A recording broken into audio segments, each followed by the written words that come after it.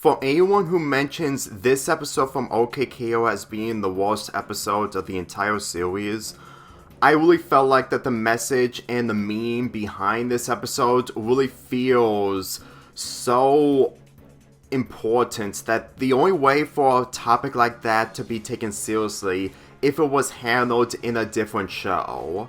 I'm saying this because after watching this episode from beginning to end, it really feels like that they just didn't know how to handle how gun shooting is really, really dangerous.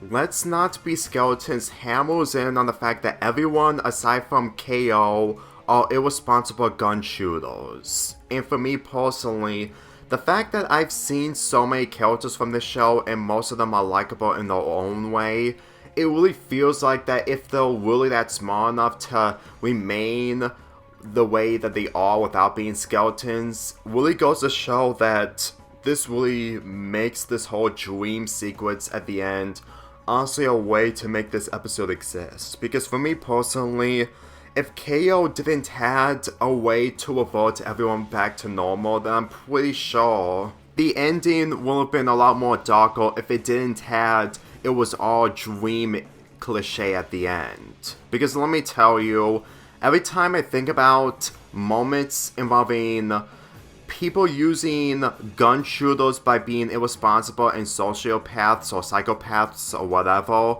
it would have been done in a much more serious series for adults. But for a show about characters who are toned down compared to adult actors from adult shows, then it just doesn't usually work for a show like this.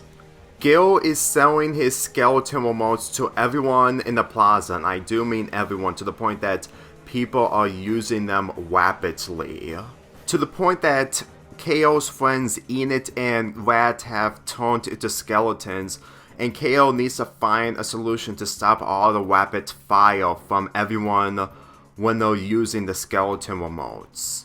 Whenever I think about KO being the only likable character in this episode, it just goes to show that even when we have bad episodes from shows like these, it just really made me appreciate that there is the positivity that saves the negativity. But that's not saying much when this episode's focus is being anti-gun, and yet at the same time, it's not doing a good job well. The people who are using the skeleton remotes are portrayed as the good guys. This, in my opinion, really draws the line where everyone is just willing to have the skeleton remotes all because Gales say that they're for heroes and they accept it. And considering that this is all taking place in KO's dream, I'm pretty sure that the rapid fire that they're all doing throughout this entire episode is just to play each other very irresponsibly. They're not acting like heroes if they're not using anything against Mr. Boxman's robots. It just really goes to show that everyone is just completely out of their minds and just being really brain dead to use remotes that are completely dangerous that could physically put them into skeletons for a long, long time. But since there was no permanent damage when it comes to any other side effects, when it comes to the shooting, being skeletons really feels like it's not really an issue, especially when it's being portrayed as an anti-gun PSA situation. When characters like Enid are being way out of character for the plot to work, all I can think of is, are you trying to make this a serious topic about gun shooting, or you're just having the characters being idiots for the sake of making this episode over the top as possible? Because the episodes I've seen from the show are always over the top. And while the over the topness in this episode is the same as the other episodes, it just doesn't usually work involving the importance of anti-gun shooting. It really feels like that this episode would have been much more better if they use gun shooting as some kind of game activity, but when no one turns into skeletons and no one gets physically killed. Because there was an episode while the characters are doing the Olympics, and while yes, the Olympics episode was harmless, My idea of what they can do with a gun shooting is make the guns not be that severe, and most likely being toys as part of a game competition. I mean, I understand it's not really a bad idea, and especially would take away the gun aspects of seriousness. But this show does so many different ideas, and even really good ideas to make them work out, to be entertaining and heartwarming. And this episode is none of those things. I can understand that if you want to make an episode of having anti-gun shooting is an important topic, but for me personally, this isn't really a good way to showcase it for a show involving zany humor and over-the-top character reactions. And I will say that the two songs in this are really poorly made, because when it comes to the qualities of this show, songs are not really the best attributes. Not even compared to Adventure Time or Steven Universe, because they're really phoned in, especially Gil's song, and when it comes to KO's song, it really feels too juvenile to be taken seriously, especially involving gun shooting. If I'm gonna be perfectly honest, whenever I see KO's song with a no way by the audience, it really feels like that they're just doing this for the sake of adding juvenile humor. And for me personally, this show is juvenile but in a good way, but when it comes to elements like this, that you have anti-gun shooting, then no, it just doesn't work. Especially the fact that the citizens just aren't thinking clearly of what the guns or the skeleton remotes would eventually do to them, even though that they don't even know that nothing bad is going to happen to them once they become skeletons.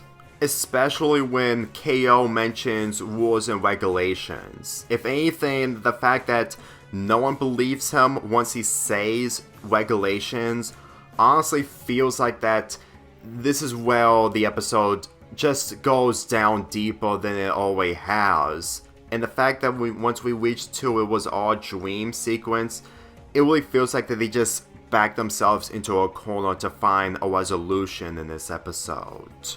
When KO wakes up after the dream he had, her mother tells him to contact the congresswoman to prevent the skeleton remotes to the public.